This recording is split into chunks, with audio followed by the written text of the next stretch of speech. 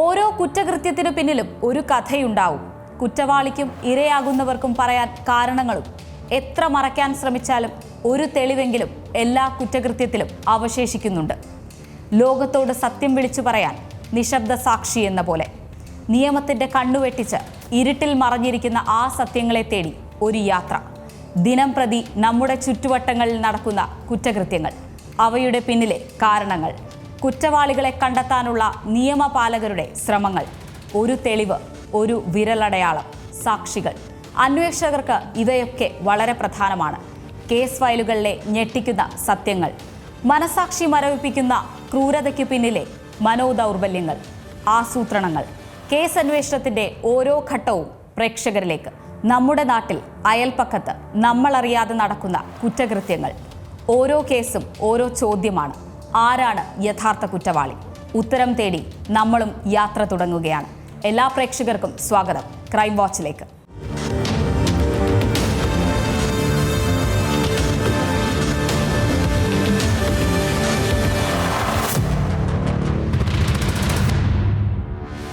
കാലം മായ്ക്കാത്ത മുറിപ്പാടുകൾ പോലെ അവശേഷിക്കുന്ന ചില കേസുകളുണ്ട് കേരളത്തിൽ. അങ്ങനെ ഒന്നാണ് കേരളം ഞെട്ടലോടെ കേട്ട നടിയെ ആക്രമിച്ച കേസ്. ഏറെ നാളത്തെ വാദങ്ങൾക്കൊടുവിൽ കേസിൽ ഡിസംബർ 8 വിധി പുറപ്പെടുവിക്കും. എറണാകുളം പ്രിൻസിപ്പൽ സെഷൻസ് കോടതിയാണ് കേസിലെ വിധി പറയുന്നത്. 2017 ഫെബ്രുവരി 17 അങ്കമാലി അത്താണിക്ക് സമീപം ഓടിക്കൊണ്ടിരുന്ന കാറിലാണ് നടി ആക്രമിക്കപ്പെട്ടത്. ആദ്യഘട്ടത്തിൽ പ്രതി ചേർക്കാതിരുന്ന നടൻ ദിലീപിനെ തെളിവുകളുടെ അടിസ്ഥാനത്തിൽ പിന്നീട് പ്രതിപട്ടികയിൽ ഉൾപ്പെടുത്തുകയായിരുന്നു. കേരളം കാതോർക്കുന്ന വിധി വരാൻ ഇനി ദിവസങ്ങൾ മാത്രമാണ് ബാക്കി.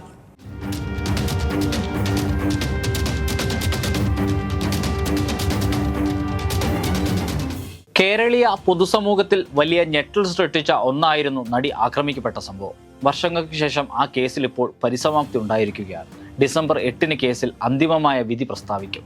കേരളത്തെ ഇളക്കിമറിച്ച ആ സംഭവത്തിന്റെ നാൾവഴികൾ നമുക്കൊന്ന് പരിശോധിക്കാം. 2017 ഫെബ്രുവരി 17 രാത്രി 9 മണി കൊച്ചി നഗരത്തിലൂടെ ഓടിയ കാറിൽ നടി ക്രൂരമായ പീഡനത്തിന് ഇരയാകുന്നു. നടിയുടെ അപകീർത്തിപരമായ ദൃശ്യങ്ങൾ പ്രതി പൾസർ സുനി പകർത്തുന്നു. അന്ന് തന്നെ ഡ്രൈവർ മാർട്ടിൻ പോലീസിന്റെ കസ്റ്റഡിയിലാകുന്നു. 2017 ഫെബ്രുവരി 18 പൾസർ സുനിയാണ് കുറ്റകൃത്യത്തിന് നേതൃത്വം നൽകിയതെന്ന് വ്യക്തമാകുന്നു. ഇയാളെ തേടി പോലീസ് വലവിരിക്കുന്നു. പ്രതികൾ സഞ്ചരിച്ച 2 വാഹനങ്ങൾ കണ്ടെത്തുന്നു. കേസ് അന്വേഷണത്തിന്റെ ചുമതല ഉത്തരമേഖല ക്രൈംബ്രാഞ്ച് ഐജി ദിനേന്ദ്ര കശ്യപിന്റെ നേതൃത്വത്തിൽ പ്രത്യേക അന്വേഷണ സംഘത്തെ തന്നെ രൂപീകരിക്കുന്നു. 2017 ഫെബ്രുവരി 19 ആലപ്പുഴ സ്വദേശി വടിവാൾ സലീം, കണ്ണൂർ സ്വദേശി പ്രദീപ് എന്നിവർ കോയമ്പത്തൂരിൽ പോലീസിന്റെ പിടിയിലാകുന്നു. നടിക്ക് ഐക്യദാർഢ്യം പ്രഖ്യാപിച്ചുകൊണ്ട് കൊച്ചിയിൽ നടന്ന സിനിമാ പ്രവർത്തകരുടെ കൂട്ടായ്മയിൽ നടൻ ദിലീപ് പങ്കെടുക്കുന്നു. 2017 ഫെബ്രുവരി 20 പ്രതികളിൽ ഒരാളായ കൊച്ചി തമ്മനം സ്വദേശി മണികണ്ഠനെ പാലക്കാട് നിന്നും കസ്റ്റഡിയിലെടുക്കുന്നു. 2017 ഫെബ്രുവരി 23 പോലീസിനെ വെട്ടിച്ച് Ernakulam additional chief judicial magistrate കോടതിയിലെത്തിയ പ്രതി പൾസർ സുനിയെയും വിജീഷിനെയും കോടതി മുറിയിൽ നിന്ന് തന്നെ ബലം പ്രയോഗിച്ച് പോലീസ് അറസ്റ്റ് ചെയ്യുന്നു. 2017 മാർച്ച് 3 ഗൂഢാലോചന പുറത്തു കൊണ്ടുവരുവാൻ കൂടുതൽ അന്വേഷണം വേണമെന്ന് പോലീസ് കോടതിയെ ധരിപ്പിക്കുന്നു. 2017 ഏപ്രിൽ 18 സുനിൽകുമാറിനെ 1-ാം പ്രതിയാക്കി അങ്കമാലി മജിസ്ട്രേറ്റ് കോടതിയിൽ കുറ്റപത്രം സമർപ്പിക്കുന്നു. ആകെ 7 പ്രതികളാണ് കുറ്റപത്രത്തിൽ ഉണ്ടായിരുന്നത്. 2017 ജൂൺ 25 ദിലീപിനെ ബ്ലാക്ക്മെയിൽ ചെയ്യാൻ ശ്രമിച്ച കേസിൽ പൾസർ സുനിയുടെ സഹതടവുകാരായ വിഷ്ണു, സനൽ എന്നിവരെ പോലീസ് അറസ്റ്റ് ചെയ്യുന്നു. 2017 ജൂൺ 28 ദിലീപ്, നാദിർഷ എന്നിവരെ ആലുവ പോലീസ് ക്ലബിൽ വിളിച്ചു വരുത്തി 13 മണിക്കൂർ മൊഴിയെടുക്കുന്നു. 2017 ജൂലൈ 10 ഏറെ കോളിളക്കം സൃഷ്ടിച്ച കേസിൽ നടൻ ദിലീപ് അറസ്റ്റിലാകുന്നു. 2017 July 11 Angamaly first class judicial magistrate മുൻപാകെ ഹാജരാക്കിയ ദിലീപിനെ റിമാൻഡ് ചെയ്ത് ആലുവ സബ് ജയിലിൽ അടയ്ക്കുന്നു. 2017 ജൂലൈ 20 തെളിവുകൾ നശിപ്പിച്ചതിന് സുനിൽകുമാറിന്റെ ആദ്യ അഭിഭാഷകൻ പ്രതീഷ് ചാക്കോ കസ്റ്റഡിയിലാകുന്നു. 2017 ഓഗസ്റ്റ് 15 അന്വേഷണ ഉദ്യോഗസ്ഥരെ മാറ്റണമെന്നാവശ്യപ്പെട്ട് മുഖ്യമന്ത്രിക്ക് ദിലീപിന്റെ അമ്മ കത്ത് നൽകുന്നു. 2017 ഒക്ടോബർ 3 കർശന ഉപാധികളോടെ നടൻ ദിലീപിന് ജാമ്യം ലഭിക്കുന്നു. 2017 നവംബർ 15 അറസ്റ്റിലായ ശേഷം ദിലീപ് നൽകിയ മൊഴികളിൽ വൈരുദ്ധ്യം കണ്ടതിനെ തുടർന്ന് വീണ്ടും ചോദ്യം ചെയ്യുന്നു. 2017 നവംബർ 21 സ്വകാര്യ ആവശ്യങ്ങൾക്കായി വിദേശത്ത് പോകുവാൻ ദിലീപിന് ഹൈക്കോടതിയുടെ അനുമതി ലഭിക്കുന്നു. 2017 നവംബർ 22 ദിലീപിനെ 8-ാം പ്രതിയാക്കി അനുബന്ധ കുറ്റപത്രം സമർപ്പിക്കുന്നു. 2018 ജനുവരി കേസിൽ വനിതാ ജഡ്ജി വാദം കേൾക്കണമെന്നാവശ്യപ്പെട്ട് ആക്രമിക്കപ്പെട്ട നടി കോടതിയെ സമീപിക്കുന്നു. 2018 ഫെബ്രുവരി 25 കേസിൽ വിചാരണ നടപടികൾക്കായി അന്നത്തെ സ്പെഷ്യൽ ജഡ്ജി ഹണി എം വർഗീസിനെ ഹൈക്കോടതി നിയമിക്കുന്നു. 2020 ജനുവരി 30 കേസിൽ വിചാരണ ആരംഭിച്ചു. സാക്ഷി വിസ്താരം തുടങ്ങി. പൾസർ സുനിയും ദിലീപും അടക്കമുള്ള പ്രതികൾ കോടതിയിലെത്തുന്നു. സാക്ഷി വിസ്താരത്തിനിടെ 22 സാക്ഷികൾ കൂറുമാറുന്നു. 2020 നവംബർ 20 വനിതാ ജഡ്ജി പക്ഷപാതപരമായി പെരുമാറുന്നുവെന്നും കേസ് മറ്റൊരു കോടതിയിലേക്ക് മാറ്റണമെന്നും ആവശ്യപ്പെട്ട നടിയുടെ ഹർജി ഹൈക്കോടതി തള്ളുന്നു. പിന്നാലെ ആദ്യം ചുമതലപ്പെടുത്തിയ പ്രോസിക്യൂട്ടർ കേസിൽ നിന്ന് പിന്മാറുന്നു. 2021 മാർച്ച് 1 വിചാരണ 6 മാസത്തേക്ക് കൂടി നീട്ടി സുപ്രീം കോടതിയുടെ ഉത്തരവ് വരുന്നു. 2021 ഡിസംബർ 17 സുപ്രീം കോടതിയിൽ നൽകിയ വിടുതൽ ഹർജി ദിലീപ് പിൻവലിക്കുന്നു. 2021 ഡിസംബറിലാണ് ബാലചന്ദ്രകുമാറിന്റെ സുപ്രധാനമായ മൊഴി പുറത്തേക്ക് വരുന്നത്. ദിലീപിന്റെ വീട്ടിൽ വെച്ച് പൾസർ സുനിയെ കണ്ടെന്നതായിരുന്നു ബാലചന്ദ്രകുമാറിന്റെ മൊഴി. 2022 ജനുവരി 3 കോടതി അനുമതിയോടെ ദിലീപിനെതിരെ പോലീസ് തുടരന്വേഷണം ആരംഭിച്ചു. ബാലചന്ദ്രകുമാറിന്റെ രഹസ്യമൊഴി രേഖപ്പെടുത്തി.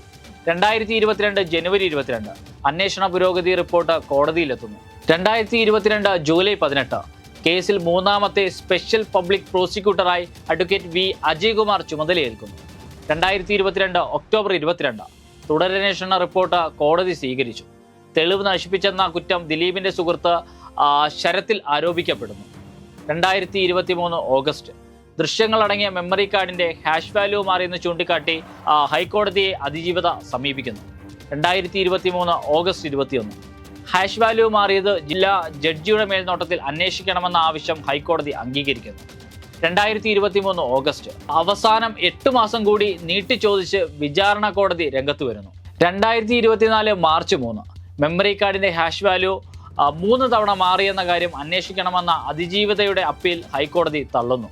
2024 സെപ്റ്റംബർ 17 കേസിൽ പൾസർ സുനിക്ക് ജാമ്യം ലഭിക്കുന്നു. 2024 ഡിസംബർ 11 കേസിൽ അന്തിമവാദം കോടതിയിൽ ആരംഭിക്കുന്നു. 2025 ഏപ്രിൽ 9 പ്രതിഭാഗത്തിന്റെ വാദം പൂർത്തിയാകും. ഈ വാദം പൂർത്തിയായ സാഹചര്യത്തിലാണ് കേസിൽ ഈ വരുന്ന 8-ാം തീയതി വിധി വരാനിരിക്കുന്നത്. 7 വർഷത്തോളം നീണ്ട വിചാരണ നടപടികൾക്കൊടുവിലാണ് നടി ആക്രമിക്കപ്പെട്ട കേസിൽ എറണാകുളം പ്രിൻസിപ്പൽ സെഷൻസ് കോടതി വിധി പറയുവാൻ പോകുന്നത്. ദിലീപും പൾസർ സുനിയും ഉൾപ്പെടെ കേസിലാകെ 10 പ്രതികളാണുള്ളത്.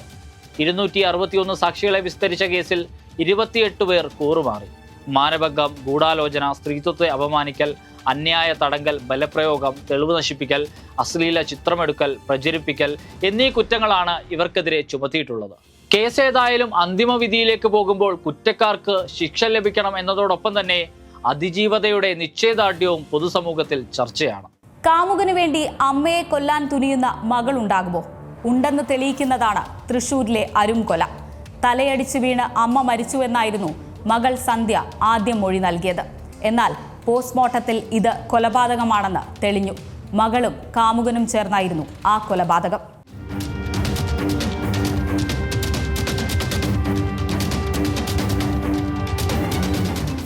നവംബർ 18 ശനിയാഴ്ച രാവിലെയാണ് ദുരൂഹ സാഹചര്യത്തിൽ 75-കാരിയായ തങ്കമണിയെ വീട്ടുപറമ്പിൽ മരിച്ച നിലയിൽ കണ്ടെത്തുന്നത്. തങ്കമണി ചലനമറ്റ് കിടക്കുന്ന വിവരം മകളും അയൽവാസിയുമായ നിതിനുമാണ് എല്ലാവരെയും അറിയിച്ചത്. പ്രാഥമിക ഘട്ടത്തിൽ കൊലപാതകമെന്ന് സംശയം തോന്നാത്ത സാധാരണ മരണം. എന്നാൽ നിർണായകമായത് വയോധികയുടെ കഴുത്തിൽ നിന്ന് കാണാതായ സ്വർണ്ണമാലയാണ്. അന്വേഷണ സംഘത്തിന്റെ ആ സംശയം ഉറപ്പിക്കുന്നതായിരുന്നു പോസ്റ്റ്മോർട്ടം റിപ്പോർട്ട്. തുടർന്ന് നടത്തിയ അന്വേഷണത്തിലും ചോദ്യം ചെയ്യലിലുമാണ് അമ്മയെ കൊലപ്പെടുത്തിയത് മകൾ സന്ധ്യയും മകളുടെ കാമുകനും അയൽവാസിയുമായ നിതിനാണെന്നുമുള്ള ഞെട്ടിക്കുന്ന വിവരം പുറത്തായത്. മകൾ സന്ധ്യയ്ക്ക് 45ഉം കാമുകൻ നിതിന് 29ഉമാണ് പ്രായം. പണം വേണമെന്ന് കാമുകൻ ആവശ്യപ്പെട്ടപ്പോൾ മകൾ കണ്ട വഴിയാണ് അമ്മയുടെ സ്വർണ്ണമാല കവരാമെന്നത്. ഇതേ ചൊല്ലിയുണ്ടായ തർക്കത്തിനൊടുവിൽ അമ്മയെ കഴുത്തിനു പിടിച്ചു തള്ളി. സ്വർണ്ണാഭരണം കൈക്കലാക്കാൻ കഴുത്തു ഞെരിച്ചും ശ്വാസം മുട്ടിച്ചും കൊന്നു. പിന്നാലെ തങ്കമണിയുടെ മൃതദേഹം രാത്രി പറമ്പിൽ കൊണ്ടിട്ടു. വിവാഹശേഷം ഭർത്താവുമായി പിരിഞ്ഞു കഴിയുന്ന സന്ധ്യയ്ക്ക് ഒരു മകനുണ്ട്. ഭർത്താവ് ഉപേക്ഷിച്ച തന്റെ മകൾക്ക് കൂട്ടായി നിന്ന അമ്മയെയാണ് കാമുകന്റെ കടബാധ്യത തീർക്കാൻ രണ്ടാമതൊന്നും ചിന്തിക്കാതെ അതിക്രൂരമായി ഒരു മകൾ കൊലപ്പെടുത്തിയത്. മനസ്സ് മരവിപ്പിക്കുന്ന ക്രൂരതകളുടെ നാടായി നമ്മുടെ കേരളം മാറുകയാണോ? കൊല്ലം കരിങ്കോട് നിന്ന് വരുന്നത് അത്തരമൊരു വാർത്തയാണ്. ജീവിത പങ്കാളിയെ ഗ്യാസ് കുറ്റികൊണ്ട് തലക്കടിച്ച് കൊലപ്പെടുത്തിയ ഭർത്താവിന്റെ ക്രൂരത. പ്രതി മദ്യലഹരിയിലായിരുന്നു എന്ന് പറയപ്പെടുന്നു. ഇവിടെ ആരാണ് കുറ്റക്കാർ? വ്യക്തിയോ അതോ ലഹരിയോ? നമുക്ക് പരിശോധിക്കാം.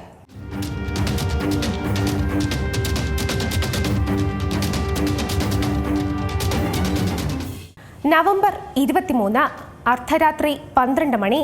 കൊല്ലത്തെ കരിക്കോട് അപ്പോളോ നഗറിലാണ് നാടിനെ നടുക്കിയ സംഭവം. കരിക്കോട് സ്വദേശി മധുസൂദനൻ പിള്ള ഭാര്യ കവിതയെ ഗ്യാസ് കുറ്റികൊണ്ട് തലക്കടിച്ച് കൊലപ്പെടുത്തി.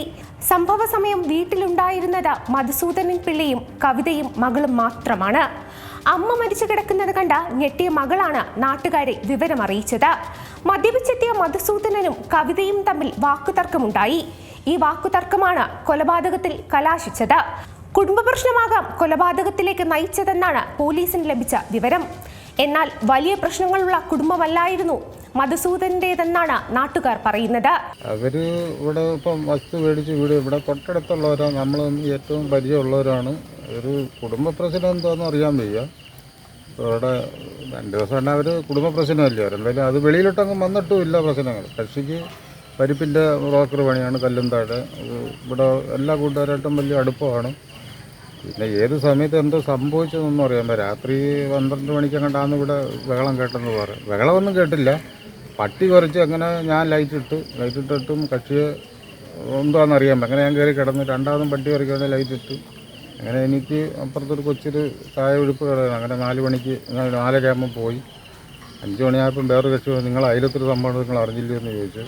അല്ല ഞാൻ പറഞ്ഞാൽ എന്തുവാണ്, അപ്പോഴത്തെ നമ്മളെ ഞെട്ടിപ്പോയി. കാര്യം ആ കൊച്ചും ആ രീതിയിലാണ്, അവനും ആ രീതിയിലാണ്. കുടുംബ പ്രശ്നം എന്തുവാണ് ഒന്നും അറിയാൻ വയ്യ. മരണപ്പെട്ട കവിത മുൻപ് ജീവനൊടുക്കാൻ ശ്രമിച്ചിട്ടുണ്ടെന്നും പോലീസിന് വിവരം ലഭിച്ചിട്ടുണ്ട്. മദ്യലഹരിയിലാണ് കൊലപാതകമെന്ന് പറയുമ്പോഴും ഏറ്റവും വേണ്ടപ്പെട്ടവരെ പോലും ഇങ്ങനെ കൊലപ്പെടുത്താൻ മനുഷ്യൻ എങ്ങനെ കഴിയുന്നു എന്ന ചോദ്യമാണ് ഉറക്കം കെടുത്തുന്നത്. പ്രണയവിവാഹം 6 മാസം കഴിഞ്ഞ് മരണം. തൃശൂർ വരന്തരപ്പള്ളിയിൽ ഗർഭിണിയായ അർച്ചനയെ പൊള്ളലേറ്റ് മരിച്ച നിലയിൽ കണ്ടെത്തുകയായിരുന്നു. ജീവനൊടുക്കിയതാണെന്നാണ് പോലീസിന്റെ വിലയിരുത്തൽ. പക്ഷേ സംഭവത്തിൽ അർച്ചനയുടെ ഭർത്താവായ ഷാരോണിനെതിരെ ഗുരുതരമായ ആരോപണമാണ് യുവതിയുടെ കുടുംബം ഉന്നയിക്കുന്നത്. ഭർതൃപീഡനങ്ങളെ തുടർന്നുള്ള മരണങ്ങളുടെ പട്ടികയിൽ ഏറ്റവും ഒടുവിലത്തേതാണ് അർച്ചനയുടേത്.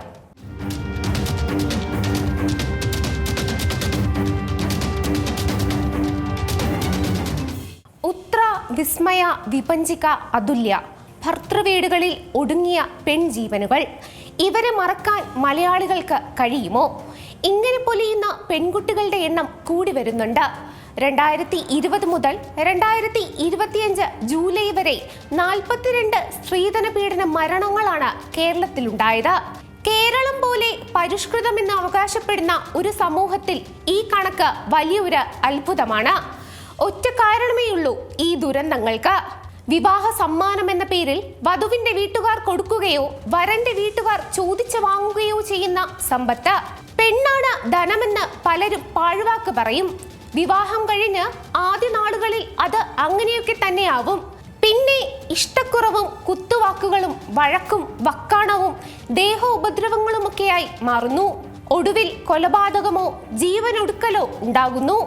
ഈ പട്ടികയിലെ പുതിയ പേരാണ് അർച്ചന. 6 മാസം മുൻപായിരുന്നു അർച്ചനയുടെയും ഷാരോണിന്റെയും വിവാഹം. അതൊരു പ്രണയ വിവാഹമായിരുന്നു. കാത്തിരുന്നു കിട്ടിയ ദാമ്പത്യത്തിന് ആയുസുണ്ടായില്ല. കഴിഞ്ഞ ബുധനാഴ്ച 4 മണിയോടെ തൃശൂർ വരന്തപ്പള്ളിയിലെ ഷാരോണിന്റെ വീട്ടിലാണ് ഗർഭിണിയായ അർച്ചനയെ പൊള്ളലേറ്റ് മരിച്ച നിലയിൽ കണ്ടെത്തിയത്. വീടിന് പിന്നിലെ കോൺക്രീറ്റ് കാനയിലാണ് 23-കാരിയായ പെൺകുട്ടി സ്വയം തീ കൊളുത്തി അവസാനിപ്പിച്ചത്. ഷാരോണിന്റെ സഹോദരിയുടെ കുട്ടിയെ അങ്കനവാടിയിൽ നിന്ന് കൂട്ടാൻ ഷാരോണിന്റെ അമ്മ പോയി തിരികെ വന്നപ്പോഴാണ് അർച്ചനയുടെ മൃതദേഹം കണ്ടത്. സംഭവത്തിന് പിന്നാലെ ഷാരോണിനെതിരെ ഗുരുതര ആരോപണങ്ങളാണ് യുവതിയുടെ കുടുംബം ഉന്നയിച്ചത്. ഷാരോൺ വീട്ടുകാരുമായി സംസാരിക്കാൻ പോലും അർച്ചനയെ അനുവദിച്ചിരുന്നില്ലെന്നും മകളെ മർദ്ദിച്ചിരുന്നതായും മാതാപിതാക്കൾ പറയുന്നു. അത്രയും ക്രൂരമനസായിരുന്നു. ഞാൻ പറയാം കൊടുത്തിരുന്നു. പക്ഷേ ഞാനെനിക്ക് നമ്മുടെ മക്കൾ ഇവിടെ കൂടി ചേർത്താനും പരാതി ഞാൻ ഒരു വട്ടം അവൻ റോഡിലിട്ട് കോളേജിന്റെ മുന്നിലിട്ട് തല്ലിയിട്ട് പരാതി ഞാൻ കൊടുത്തിരുന്നു. അതിനുശേഷം പിന്നെയും ഫോൺ വിളിക്കാൻ സമ്മതിക്കാറില്ല, ഒന്നും ഞാൻ ബന്ധപ്പെടാൻ വേണ്ടി ഇതാക്കാറില്ല. ഞാൻ ഇവരെ ഈ പോയതിന് ശേഷം ഇവരെ ജീവിച്ചോട്ടെ വെച്ചിട്ട് അവള് പോയി. ഷാരോൺ അവളെ കൊല്ലുമെന്ന് പറഞ്ഞ് ഭീഷണിപ്പെടുത്തിയതായി അർച്ചനയുടെ സഹോദരി വ്യക്തമാക്കുന്നു. തോന്നുന്നുണ്ട്. അവനെന്തോ ടോർച്ചർ ചെയ്ത് അവിടെ ഇപ്പം അല്ലാണ്ട് പേടിപ്പിച്ച് നിർത്തണ പോലെ തോന്നിയിട്ടുള്ള എപ്പോഴും വിളിക്കുമ്പോൾ സംസാരിക്കുമ്പോഴൊക്കെ ഞങ്ങളായിട്ട് അടുപ്പിക്കാൻ സമ്മതിക്കുന്നുണ്ടായിരുന്നില്ല അവിടെ. അവനെ ഞങ്ങളോട് ആകെ ദേഷ്യം പോലെ ആക്കി അവിടെ. ഇങ്ങോട്ട് വരാനും ഇഷ്ടമില്ലാണ്ടായ പോലെ.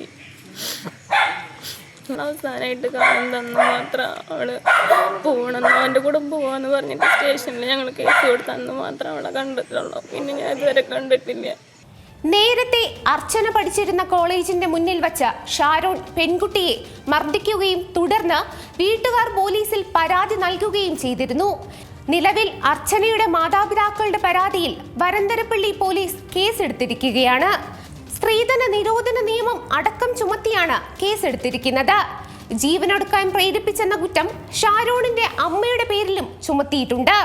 വിവാഹം വ്യക്തികൾ തമ്മിൽ മാനസികമായും ശാരീരികമായും ചേർന്ന് ഉണ്ടാകേണ്ടതാണ്. അതിൽ മറ്റുള്ളവരോ സമ്പത്തോ ഇടപെടാതിരിക്കട്ടെ. സ്വന്തം ചോരയെ പോലും തിരിച്ചറിയാൻ കഴിയാത്ത ക്രൂര മനസ്സുകളുടെ കഥകളുണ്ട് നമ്മുടെ നാട്ടിൽ. വീട്ടിലെ സാമ്പത്തിക തർക്കത്തിന്റെ പേരിൽ മലപ്പുറത്ത് അനുജനെ കുത്തിക്കൊന്ന ജ്യേഷ്ഠന്റെ വാർത്തയാണ് ഇനി.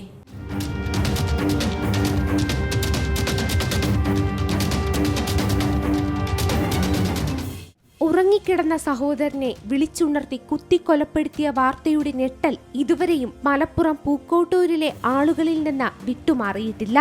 കൊല്ലപ്പെട്ട അനുജൻ അമീറിന് 26ഉം കൊലപാതകയായ ജ്യേഷ്ഠൻ ജുനൈദിന് 28ഉമാണ് പ്രായം. ഒരേ വീട്ടിൽ ഒരുമിച്ച് ഉണ്ടും ഉറങ്ങിയും ഇണങ്ങിയും പിണങ്ങിയുമൊക്കെ ജീവിച്ച ഒരാളെ നിഷ്കരുണമായാണ് ഇല്ലാതാക്കിയത്. നവംബർ 25 പുലർച്ചെ 5 മണിയോടെ മലപ്പുറം പള്ളിമുക്കിൽ വെച്ചാണ് അരുംകൊല നടന്നത്. 4:35-40 ഞാൻ അറിയണത്. വീട്ടിൽ നമ്മൾ അയൽവാസി ഒരു പയ്യൻ വന്നുകൊണ്ട് ബെല്ലടിക്കുമ്പോഴാണ് ഒരു വിളിച്ചുകൊണ്ട് ഇങ്ങനെ അമീറിന് ഇങ്ങനെ കുത്തേറ്റിക്കണ്, ഹോസ്പിറ്റലിൽ കൊണ്ടുപോകണം പറഞ്ഞാണ് വിളിക്കണത്. വന്ന് നമ്മളിവിടെ എത്തുമ്പോഴത്തേനും അമ്മ പറഞ്ഞാണ് കൊണ്ടുപോകാനില്ല, ബാക്കിയില്ല, അമ്മ കരിയാണ് കണ്ട്. അപ്പോൾ നമ്മൾ മാനുവിനെ അതേപോലെ ഇവിടെ നമ്മളെ ബാക്കിയുള്ള അയൽവാസികളെ എൻ്റെ വാപ്പ പിന്നെ അടുത്തുള്ള ആളുകളൊക്കെ നമ്മൾ വിവരം അറിയിച്ചു. വിവരം അറിയിച്ചോടുകൂടി നമ്മൾ സ്റ്റേഷനിൽ പോലീസിൽ അറിയിച്ചതിന് ശേഷം ആണ് നമ്മൾ എടുത്തു കൊണ്ടുപോകാൻ നോക്കിയപ്പോൾ തന്നെ ഇല്ല, ആൾ ജീവനില്ല. പിന്നെ പോലീസുകാർ വന്നതിന് ശേഷമാണ് നമ്മൾ ബാക്കി കാര്യങ്ങളൊക്കെ നോക്കിയത്. ഇവർ തമ്മിൽ പിന്നെ എന്തോ സാമ്പത്തിക ഇടപാടിൻ്റെ ഒരു വിഷയമാണെന്നുള്ളതാണ് നമ്മൾ അറിയാൻ കഴിഞ്ഞത്. വേറെ കാര്യങ്ങളൊന്നും കൂടുതൽ നമുക്കറിയില്ല. വീട്ടിലെ കടം തീർക്കുന്നതുമായി ബന്ധപ്പെട്ട സഹോദരങ്ങൾ തമ്മിലുണ്ടായ തർക്കമാണ് കൊലപാതകത്തിൽ കലാശിച്ചത്. കൊലപാതകത്തിന് ഉപയോഗിച്ച കത്തിയുമായി ബൈക്കിൽ പ്രതി ജുനൈദ് പോലീസ് സ്റ്റേഷനിലെത്തി കീഴടങ്ങുകയായിരുന്നു. കൂടപ്പിറപ്പിനെ പോലും ഒരു മടിയും കൂടാതെ കൊല്ലുന്നതും കുറ്റബോധമില്ലാതെ അത് ഏറ്റുപറയുന്നതും കേരളത്തിലും സാധാരണമാവുകയാണോ? കൊലപാതക വാർത്തകൾ കേൾക്കാത്ത ദിവസങ്ങൾ ഇപ്പോൾ കുറവാണ്. ചെറിയ വാക്കുതർക്കങ്ങൾ പോലും കൊലപാതകത്തിൽ കലാശിക്കുന്നു. കോട്ടയം മാണിക്കുന്നത്താണ് ഈ മാസം 24-ന് മുൻ വൈരാഗ്യത്തെ തുടർന്ന് യുവാവിനെ കുത്തിക്കൊലപ്പെടുത്തിയത്. നഗരസഭാ മുൻ അംഗം VK അനിൽകുമാറും മകനും ചേർന്നാണ് ഈ അരുംകൊല നടത്തിയത്. അനിൽകുമാറിന്റെ മകൻ നിരവധി ക്രിമിനൽ കേസുകൾ പ്രതിയാണ്. ലഹരി ഇടപാടുമായി ബന്ധപ്പെട്ട തർക്കമാണ് കൊലപാതകത്തിലേക്ക് എത്തിയതെന്ന് പോലീസ് പറയുന്നു. ആ വാർത്ത കൂടി പരിശോധിക്കാം.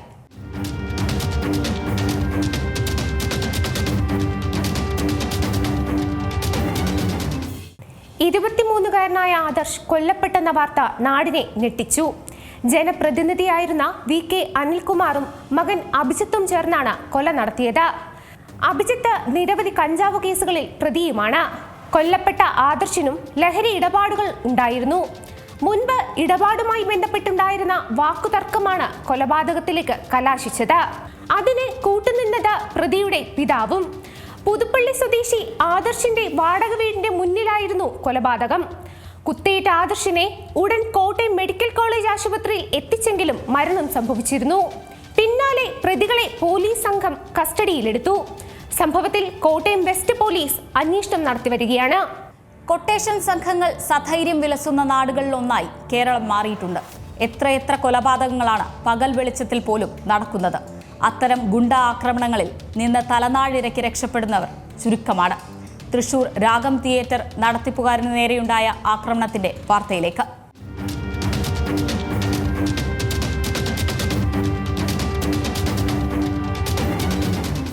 രാത്രി 10 മണി. വീടിന് മുന്നിൽ വാഹനം നിർത്തി ഡ്രൈവർ അജീഷ് ഗേറ്റ് തുറക്കാൻ ശ്രമിക്കുന്നു. പിന്നാലെ അജീഷിന്റെ കൈക്കും തൊട്ടു പിന്നാലെ വാഹനത്തിന്റെ ഗ്ലാസ് തകർത്ത് തിയേറ്റർ നടത്തിപ്പുകാരൻ സുനിലിന്റെ കാലിനും വെട്ടേൽക്കുന്നു. മരണത്തിന് വരെ കാരണമായേക്കാവുന്ന കൊട്ടേഷൻ സംഘത്തിന്റെ ആക്രമണമായിരുന്നു തൃശൂരിലെ രാഗം തിയേറ്റർ നടത്തിപ്പുകാരനും ഡ്രൈവർക്കും സംഭവിച്ചത്.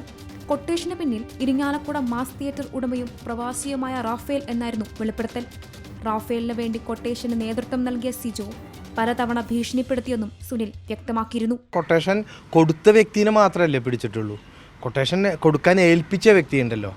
അപ്പോൾ ആ വ്യക്തിനെ എന്തായാലും അറസ്റ്റ് ചെയ്യാതെ കേസ് തീരില്ലല്ലോ. അപ്പോൾ പോലീസുകാർക്ക് അങ്ങനെ ഒരിക്കലും അവസാനിപ്പിക്കാൻ പറ്റില്ലല്ലോ.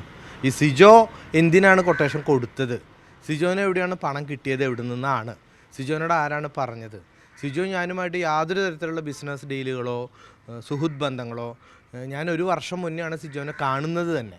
ആ കാണുന്നത് ഈ റാഫേൽ എന്ന് പറയുന്ന വ്യക്തിയുടെ പണസംബന്ധമായ കാര്യങ്ങൾ നിങ്ങൾ ഇടപെടരുത്, അത് നിങ്ങൾ അവസാനിപ്പിച്ചില്ലെങ്കിൽ നിങ്ങളതിനെ കൊന്നുകളയുമെന്ന് പറഞ്ഞ് 1 വർഷം മുന്നേ എൻ്റെ തിയേറ്ററിൽ വരുമ്പോഴാണ് ഞാൻ ഈ സിജോനെ കാണുന്നത്. അതിനു മുന്നേ എനിക്ക് ഇദ്ദേഹവുമായി യാതൊരു ബന്ധവുമില്ല, പരിചയവുമില്ല. ആ വന്നു സംസാരിച്ചു, വീണ്ടും ഭീഷണിപ്പെടുത്തി. 2-3 പ്രാവശ്യം ഭീഷണി വന്നപ്പോൾ ഒരു 1 ഇയർ മുന്നേ ഞാൻ ഈസ്റ്റ് പോലീസ് സ്റ്റേഷനിൽ പരാതി ഫയൽ ചെയ്തു. പോലീസിൻ്റെ ഭാഗത്ത് നിന്ന് നല്ല സപ്പോർട്ടായിരുന്നു. അവരുടനെ തന്നെ ഇവരെ വിളിച്ചു, വാൺ ചെയ്ത് വിട്ടു. വീണ്ടും 2-3 പ്രാവശ്യം ഈ സിജോയും ഗുണ്ടകളും ആക്രമിക്കാൻ ഭീഷണിപ്പെടുത്താൻ വന്നപ്പോഴാണ് ഞാൻ പോലീസിൽ വീണ്ടും പരാതി കൊടുത്തിട്ട് ഈ സിജോ 1-ാം പ്രതിയും 2-ാം പ്രതി ഇരിഞ്ഞാലക്കുട മാസ് തിയേറ്റർ ഉടമ റാഫേലിനെയും വെച്ചിട്ട് ഈസ്റ്റ് പോലീസ് കേസെടുത്തിട്ടുള്ളത്. ഗൾഫ് രാജ്യങ്ങളിൽ പ്രദർശിപ്പിക്കുന്നതിന് സിനിമകൾ കൊടുത്തതിന്റെ പേരിൽ തനിക്ക് വലിയൊരു തുക റാഫേൽ തരാനുണ്ടെന്നും ഇത് ചോദിച്ചപ്പോൾ തന്നെ ഭീഷണിപ്പെടുത്തുകയും ചെയ്തെന്നുമാണ് സുനിൽ പറഞ്ഞത്. ചുറ്റിക ഉപയോഗിച്ചായിരുന്നു ആക്രമണം. ഇത് വാങ്ങിയത് തൃശൂർ കറുപ്പം റോഡിലെ കടയിൽ നിന്നാണെന്ന് പോലീസ് കണ്ടെത്തി. 3 ലക്ഷം രൂപയ്ക്കായിരുന്നു കൊട്ടേഷൻ നൽകിയത്. സുനിലിനെയും ഡ്രൈവറെയും ആക്രമിച്ച ആലപ്പുഴ സ്വദേശികളായ ആദിത്യൻ, ഗുരുദാസൻ, ഇവർക്ക് കൊട്ടേഷൻ നൽകിയ സിജോ, ഇവർക്ക് കാറുകൾ തരപ്പെടുത്തിയ 3 പേർ ഉൾപ്പെടെ 6 പേരാണ് കേസിൽ അറസ്റ്റിലായത്. കൊട്ടേഷന് പിന്നിൽ പ്രവാസിയാണെന്ന് പറയുമ്പോഴും അതിൽ വ്യക്തത നൽകാൻ പോലീസിന് ഇതുവരെ സാധിച്ചിട്ടില്ല. കൊട്ടേഷൻ പ്രതികളെ മാത്രം അറസ്റ്റ് ചെയ്ത് കേസ് അവസാനിപ്പിക്കുമോ എന്ന ആശങ്കയാണ് നിലനിൽക്കുന്നത്. ഇന്ത്യയിലെ കുപ്രസിദ്ധ മോഷ്ടാക്കളിൽ ഒരാൾ ദേവീന്ദർ സിംഗ്. അങ്ങനെ പറഞ്ഞാൽ ഒരുപക്ഷെ മലയാളികൾക്ക് അറിയണമെന്നില്ല. ബണ്ടി ചോർ 1993 മുതൽ ഇതുവരെ രാജ്യത്താകെ 500-ലേറെ മോഷണങ്ങൾ നടത്തിയയാളാണ്. കേരളത്തിലും എത്തിയിട്ടുണ്ട് ഈ അടുത്ത്. അതെന്തിനായിരുന്നു? ആരാണ് ബണ്ടി ചോർ? നോക്കാം.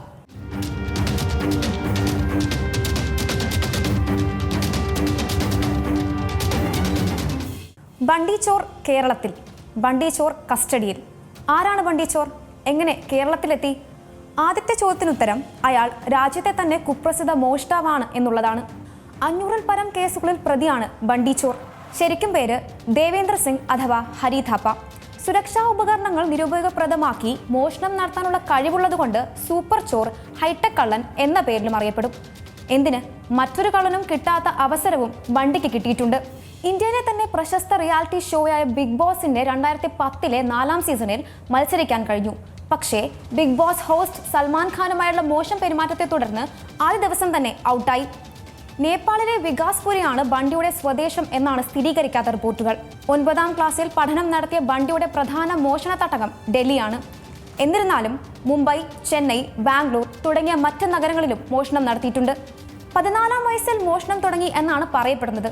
സമ്പന്നരുടെ വീടുകൾ ലക്ഷ്യമാക്കിയാണ് ബണ്ടിയുടെ മോഷണം. അവിടെയുള്ള ആഡംബര കാറുകൾ, വാച്ചുകൾ, മൊബൈൽ ഫോണുകൾ എന്നിങ്ങനെയാണ് പ്രധാനമായി മോഷ്ടിക്കുന്നത്. മോഷ്ടിച്ച് ലക്ഷങ്ങൾ സമ്പാദിച്ചിട്ടും ഇതുവരെയും ബണ്ടിയുടെ പേരിൽ സ്വന്തമായി വീടോ സ്ഥലമോ ഇല്ലെന്നാണ് റിപ്പോർട്ട്. 5 സ്റ്റാർ ഹോട്ടലുകളിൽ വാടകയ്ക്ക് മുറിയെടുത്താണ് ബണ്ടി ചോറിന്റെ താമസം.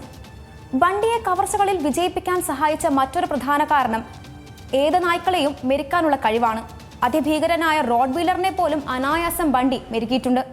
നടത്തിയ മോഷണങ്ങളുടെ പേരിനേക്കാളും പോലീസിനെ വഴിതെറ്റിക്കാൻ ഉപയോഗിക്കുന്ന രീതികളുടെ പേരിൽ ഒരു കള്ളൻ അറിയപ്പെടുന്നുണ്ടെങ്കിൽ അത് ബണ്ടി ചോർ മാത്രമായിരിക്കും. മോഷണ കേസ് അന്വേഷണത്തിൽ നിന്ന് പോലീസിനെ വഴിതെറ്റിക്കാൻ ബണ്ടി ചോർ നിരവധി കൃത്യങ്ങൾ നടത്തിയിട്ടുണ്ട്. അതുപോലെ ഡൽഹിയിൽ നിന്നും ചണ്ഡീഗഡിൽ നിന്നും ഒക്കെ പിടിക്കുമ്പോൾ പോലീസിന്റെ കസ്റ്റഡിയിൽ നിന്ന് രക്ഷപ്പെട്ടതും നിരവധി തവണയാണ്. അതുകൊണ്ട് മറ്റൊരു പേര് കൂടിയുണ്ട്, എസ്കേപ്പ് ആർട്ടിസ്റ്റ് എന്നുള്ളത്. 2008-ൽ പുറത്തിറങ്ങിയ ബോളിവുഡ് ചിത്രമായ ഓയെ ലക്കി ഓയെ എന്ന ചിത്രം ബണ്ടിയെ അടിസ്ഥാനമാക്കിയിട്ടുള്ളതാണ്. ശ്രീലങ്കയിലും ബാംഗ്ലാദേശിലും ബണ്ടി കരാറുകൾ വികസിപ്പിക്കാൻ ശ്രമിച്ചിരുന്നതായി പോലീസ് ഒരിക്കൽ വ്യക്തമാക്കിയിരുന്നു. ഇത് ആദ്യമായല്ല ബണ്ടി കേരളത്തിലെത്തുന്നത്. 2013 ജനുവരിയിൽ തിരുവനന്തപുരത്ത് ഒരു വീട്ടിൽ മോഷണം നടത്തിയ കേസും ബണ്ടിക്കെതിരെയുണ്ട്. അന്ന് വിലയേറിയ വസ്തുക്കൾ മോഷ്ടിച്ച കേസിൽ ഇയാളെ 10 വർഷം തടവിന് ശിക്ഷ വിധിച്ചിരുന്നു. അതിനുശേഷം 2024 ജൂലൈയിൽ ആലപ്പുഴയിൽ ബണ്ടിയെ കണ്ടെത്തിയിരുന്നു. ബാരൽ കയറുന്ന CCTV ദൃശ്യങ്ങളാണ് അന്ന് ലഭിച്ചിരുന്നത്. ഒടുവിലായാണ് ബണ്ടിയെ കൊച്ചിയിലും തിരുവനന്തപുരത്തും കാണുന്നത്. കൊച്ചി റെയിൽവേ സ്റ്റേഷനിൽ കാണാൻ ഇടയായ ബണ്ടിയെ ചോദ്യം ചെയ്ത് വിട്ടയച്ചതിന് പിന്നാലെയാണ് തിരുവനന്തപുരത്തെ റെയിൽവേ സ്റ്റേഷനിലും കാണുകയുണ്ടായത്. കൊച്ചിയിലെ അഭിഭാഷകൻ BA ആളൂരിനെ കാണാൻ എത്തിയതെന്നാണ് ബണ്ടി പോലീസിന് നൽകിയ മൊഴി. ആളൂർ അന്തരിച്ച വിവരം ബണ്ടി അറിഞ്ഞിരുന്നില്ല. ഇതിനുശേഷം കസ്റ്റഡിയിലെടുത്ത് ചോദ്യം ചെയ്ത് വിട്ടയച്ചു. പിന്നാലെയാണ് തിരുവനന്തപുരത്ത് കണ്ടത്. പേരൂർക്കോട പോലീസ് സ്റ്റേഷനിൽ രജിസ്റ്റർ ചെയ്ത കേസുമായി ബന്ധപ്പെട്ട് അഭിഭാഷകനെ കാണാൻ എത്തിയെന്നാണ് ബണ്ടി അപ്പോൾ മൊഴി നൽകിയത്. സംശയാസ്പദമായി ഒന്നും തന്നെ ഇല്ലാത്തതിനാൽ ചോദ്യം ചെയ്ത് ദേവേന്ദ്ര സിംഗിനെ വിട്ടയച്ചു. ഇതുവരെയും അക്രമാസക്തനായിട്ടില്ലാത്ത ഇന്ത്യൻ റോബിൻഹുഡ് എന്നുകൂടി അറിയപ്പെടുന്ന ബണ്ടി ചോർ ഓരോ പ്രാവശ്യവും മോഷണം നടത്തിയ ശേഷം നിർത്തി എന്ന് പറഞ്ഞ് മടങ്ങുകയും അടുത്ത മോഷണം നടത്തി പിടിയിലാവുകയുമാണ് പതിവ്. എസ്കേപ്പ് ആർട്ടിസ്റ്റ് എന്ന പേര് ബണ്ടിക്ക് ഒരു ക്രെഡിറ്റ് ആണെങ്കിലും പോലീസിന് അത് തലവേദനയാണ്, ഒപ്പം സമ്പന്നർക്കും. തിരുവനന്തപുരത്ത് പോലീസിന് നേരെ വാളോങ്ങി കാപ്പ കേസ് പ്രതി.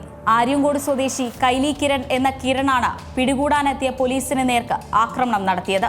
ഇയാളെ പോലീസ് വെടിയുതിർത്ത് പിടികൂടിയിട്ടുണ്ട്.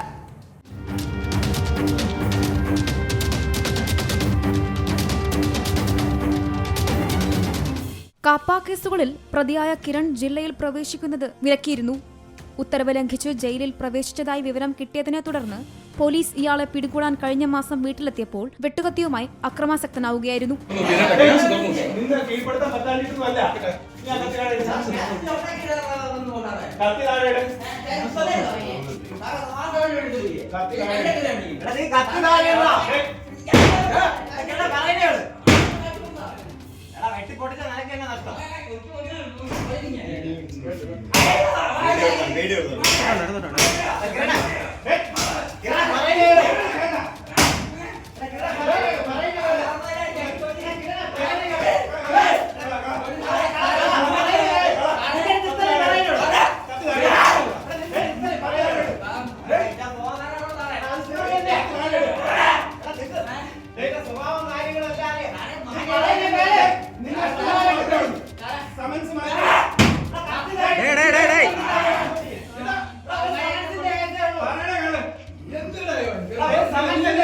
ഒരു സമൻസേ ഉള്ളൂ.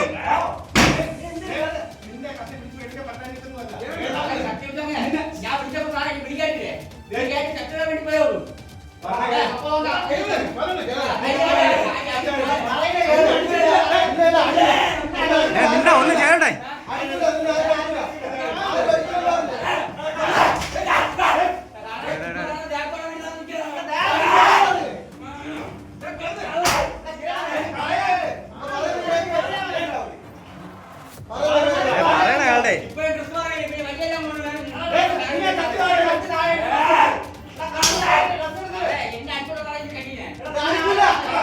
നിന്നെ അടിക്കൂല, നിന്നെ ആരാ അടിക്കണേ?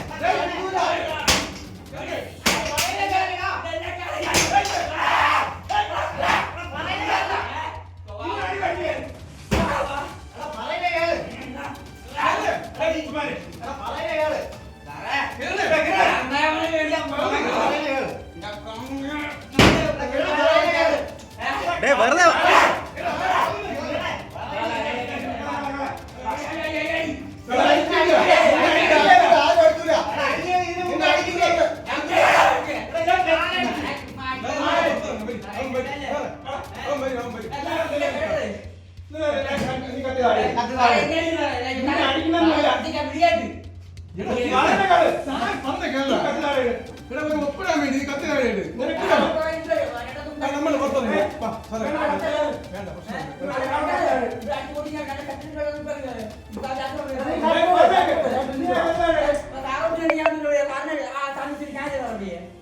നിനക്കൊരു സമൻസേ ഉള്ളൂ എന്നല്ലേ പറഞ്ഞ ഇത്രയും നേരം?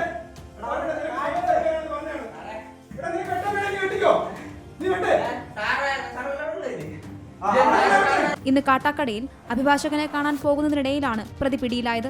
പ്രതിയുടെ ദൃശ്യങ്ങൾ പ്രചരിച്ചിരുന്നതിനാൽ തിരിച്ചറിഞ്ഞ നാട്ടുകാർ പോലീസിനെ വിവരമറിയിക്കുകയായിരുന്നു. പിടികൂടാൻ ശ്രമിക്കുന്നതിനിടെ കിരൺ വാളോങ്ങിയതോടെ പോലീസ് വെടിവെച്ചു. ആർക്കും പരിക്കില്ല. ജില്ലയിൽ പ്രവേശിക്കാൻ വിലക്കുള്ള കിരൺ ഇന്നലെയും കൂട്ടുകാരികൾക്കൊപ്പം ആഘോഷം നടത്തിയിരുന്നതായി പോലീസ് പറയുന്നുണ്ട്. പോലീസിനെ ആക്രമിച്ചതിനും കോടതി ഉത്തരവ് ലംഘിച്ചതിനും 2 കേസുകൾ കൂടി ഇയാൾക്കെതിരെ എടുത്തു.